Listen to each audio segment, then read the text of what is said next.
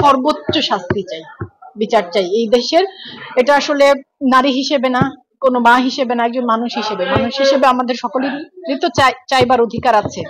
আমি তো এদেশের একজন নাগরিক, এদেশের একজন নাগরিক হিসেবে এরকম অপরাধীদের আমি সর্বোচ্চ শাস্তি চাই। পারিবারিক সচেতনতা অনেক গুরুত্বপূর্ণ। সেই জায়গাটাতে আমরা অনেক পিছিয়ে আছি, এই বিষয়টা আমাদের আলোচনাই হয় না। আর মানুষ হিসেবে আসলে আমি জানি না আমরা কিভাবে এত পেছনে উল্টো পথে হাঁটছি, এত নৃশংস, এত হিংস্র, এত বর্বর আচরণ আমরা কিভাবে করতে পারি। আমি জানি না। আমি তো মানুষ হিসেবে শাস্তি চাই, সকল অপরাধীর বিচার হোক, এটা একটা মানুষ হিসেবে আমার চাওয়া। আর ধর্ষণের তো আমি সর্বোচ্চ শাস্তি চাই, ধর্ষণকারী। অথচ আমাদের এখানে যে চিত্রগুলো দাঁড়ায়, আমি কিন্তু এই সকল কিছুর পরও আশাবাদী যে একটা সময় যে আপনাদের মতো যারা বলছেন, আপনাদের মতো মানুষদের হাত ধরেই আসলে সময়টা বদলাবে, চিত্রটা বদলাবে। যে যারা হয় কি এখন হচ্ছে, সত্যি বলতে হচ্ছে। এবং আরো আমি বিষয়টা এভাবে ভাবি যে আমরা আসলে যে জীবনটা যাপন করি, আমাদের দেশের রাজধানীর সবচেয়ে সুবিধাভোগী মানুষ, এই কথাটা আমি সবসময় বলি। এমনকি আপনারা এখানে যারা আছেন, আমরাও কিন্তু আসলে দেশের সর্বোচ্চ সুবিধাভোগী মানুষ, শিক্ষায় বলি, জীবনযাপনে বলি।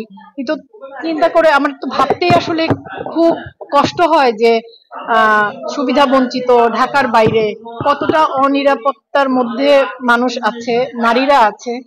আর যে প্রশ্নটা আপনি করলেন যে আমি অনিরাপদ বোধ করি কিনা, আমি নই শুধু, আমার আশেপাশের আমার অনেক সহকর্মীকে, আমার বন্ধু বান্ধবদেরকে, তাদের ঐক্যবদ্ধ বলতে কি পৃথিবীর সকল কিছুর আমাদের দেশে না শুধু, মানে নারী আক্রমণের লক্ষ্যবস্তু। এটা যে জাতি যত সভ্য হয়, শিক্ষিত হয়, তারা হয়তো আস্তে আস্তে মানুষ হিসেবে নিজেদেরকে ওই সভ্য আচরণ করতে শেখে। আমরা যেহেতু এখনো আসলে হয়ে উঠতে পারিনি, তো আমাদের আচরণে সভ্যতার অভাব আছে। এবং যে কোনো বিষয়ে আপনি শারীরিক আক্রমণ, মানসিক আক্রমণ, কথার আক্রমণ, মানে নারীরাই সবসময় আক্রমণের লক্ষ্যবস্তু, কেন্দ্রবস্তু।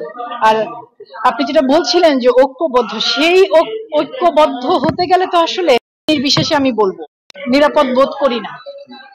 আমরা আসলে বহু পরিবারে আমাদের ছোট ছেলে মেয়ে নির্বিশেষে আমি বলবো, মানে শিশুদের উপর নির্যাতন বলতে শুনছি, দেখতে শুনছি যে তারা আসলে এই শহরে মানে বিভিন্ন দিনে বা রাতে, বিশেষ করে রাতে, তারা তাদের কাজে রাস্তায় নিরাপদ বোধ করছেন না।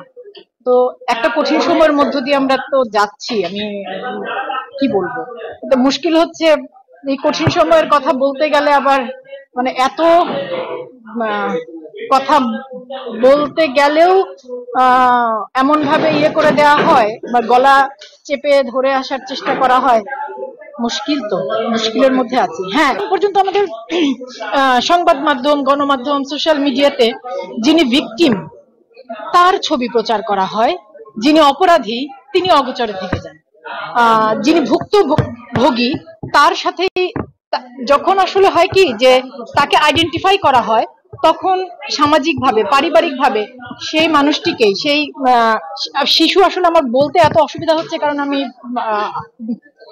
কি বলবো, আমি আসলে মানে সেই সন্তানের পরিবারকে, তাদের পরিবারকেই এত ভোগান্তির মধ্য দিয়ে যেতে হয়, সামাজিকভাবে, পারিবারিকভাবে, আইনগত সহযোগিতা পাচ্ছি না। সেই সবকিছু মিলে আমাদের সবার আসলে একটু নতুন করে ভাববার সময় হয়েছে। আমরা একটু মানুষের মতো আচরণ করি, আমার এছাড়া আর কিছু বলার নেই। আর অপরাধীর, ধর্ষণকারীর আমি